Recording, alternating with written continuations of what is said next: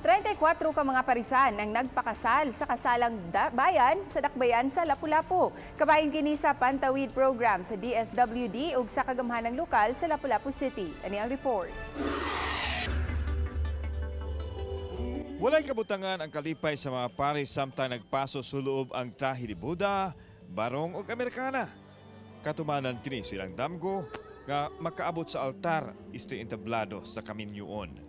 Sagad kanila dugay na nagpuyo apan tungod sa kalisdanan, wa gyud na bugkos ang ilang kapos isip magtiayon. Bitbit sa mga pares ang tamis ug pait nga kasinatian.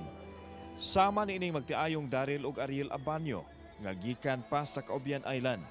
Wa mo tambong ang ginikanan sa babae tungod kay wa kunoy gusto. Apan ang bunga sa ilang gugma mao'y nagtukmod nga magminyo na sila. Naiguan ko sa akong mama nga, dadoon daw ang mga ginikanan.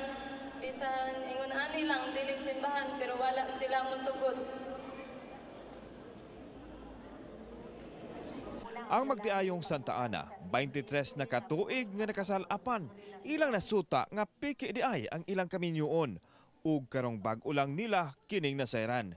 Tungod sa ilang mga anak, kinahanglang mahimong legal ang ilang kaminyoon. Niabot man ang panahon nga na ay kanang kasalan ng bayan. Nya mao to nga akong gisultihan akong bana nga kanang naay kasalan ng bayan, kanang aron di na ta magproblema sa ato ang kanang marriage, kanang magpakasal na lang tag-usab. Ako kay akong kalipay sir nga inani ba na legal na gyud, wala na gid may problema sa abot sa mo ang marriage. So dako kay kong pagpasalamat sa mo ang mayor nga naa siya ay mga programa ba nga kuan ba gihimo. Ang 65 anyos nga lula ug ang iyang 45 anyos nga pares wa magpapiri sa pagbugkos ilhang gugma. Buutan man siya, why siya bisyo? Okay, gwapo po. Medyo. Si Mayor Pastradasa ang mi-officiate sa kasal nga gisaksihan sa mga sponsors o mga opisyal sa City Hall. Mitambong usab ang direktor sa DSWD, Evelyn Macapobre.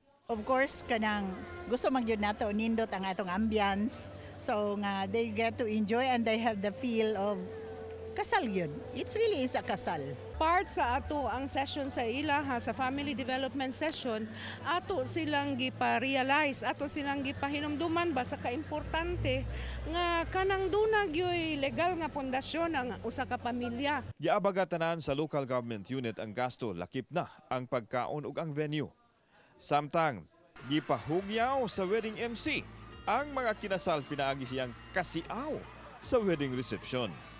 Ang kasalang bayan, ikaduhang higayuna, napahigayon sa Dakbayan sa Lapu-Lapu. Anything they do, they always have to think of God.